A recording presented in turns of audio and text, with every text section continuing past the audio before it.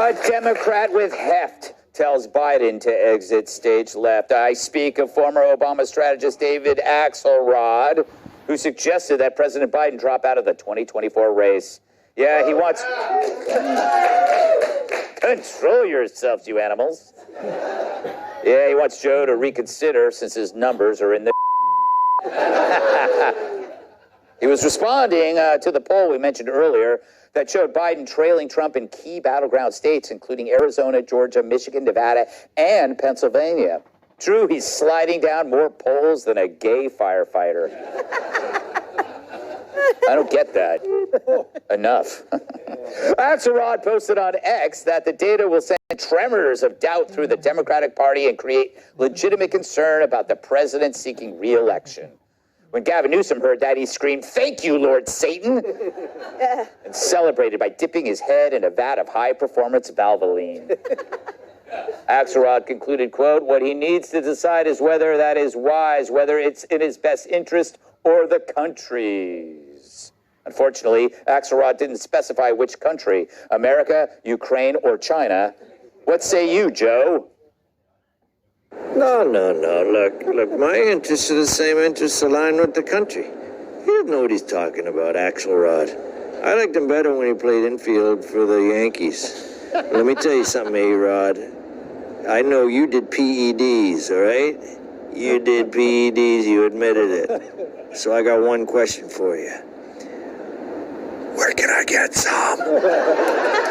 I need them. Joe, do you think the other Joe is worried? Do you think he even is aware of this is going on? He has no clue. He has no clue. I like how some of the Democrats think his age snuck up on them. Yeah. That it's like, well, first he was 78, then he was 79. And followed it. That's how it works. Yes.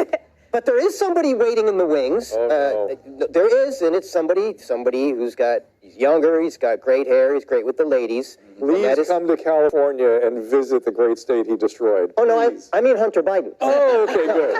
Okay. And I'll tell you why Much rather have him. Hunter Biden would be awesome, because they talk about, would they be awake for the 3 a.m. call? Yeah. He's awake. Oh, he's awake. He's been awake for a couple of days. He puts the call in call girl. Right? So think of how productive Hunter was when he was on crack. Yeah. Right?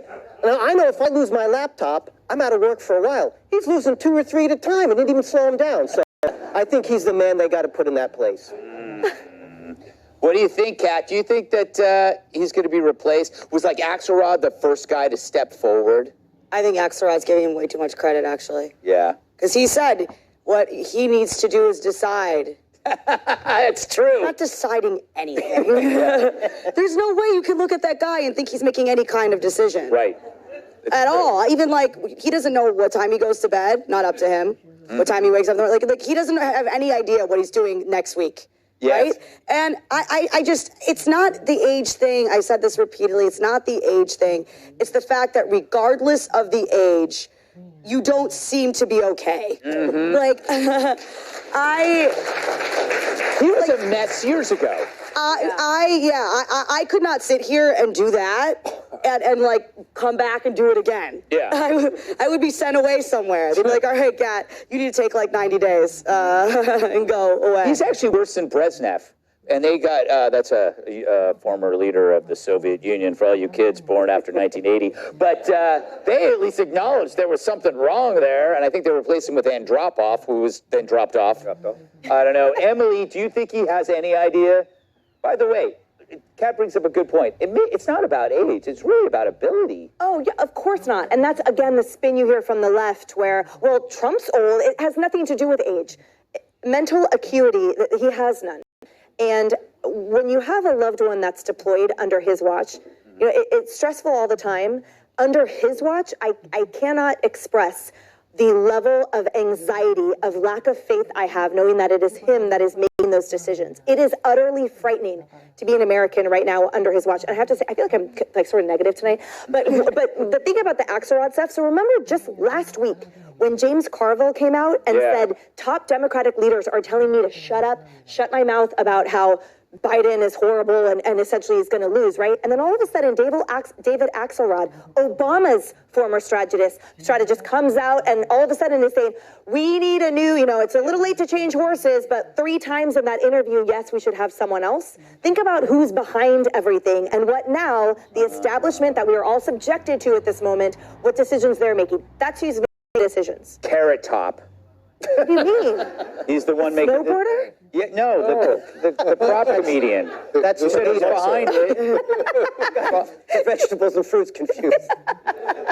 Dr. Drew, where do you see this going? You know, it's funny, to Emily's point, though, the majority, significant, vast majority of Democrats are very happy with his administration. They don't really care that he's failing. Also, you've seen the multiple falls. That does not predict a long life expectancy. It just is a simple statistical reality. And I prefer Joe's idea to Newsom. I got to tell you, please come to California. It will strike fear into your heart, and Hunter will start looking much more appealing as a presidential candidate. Just a medical question. It's not for anybody in particular. Do you have a certain number of falls over a lifetime? Is the quota met yet? Yeah, like, How many have you had lately? Well, I'm just like, it's not me. No, It's a friend of mine. Yeah, of course, a friend. Yeah. A friend of mine had falls regularly. Generally, yes. We should talk. Yes. Okay. Coming up, a phony newsman's demise means you're in for a surprise.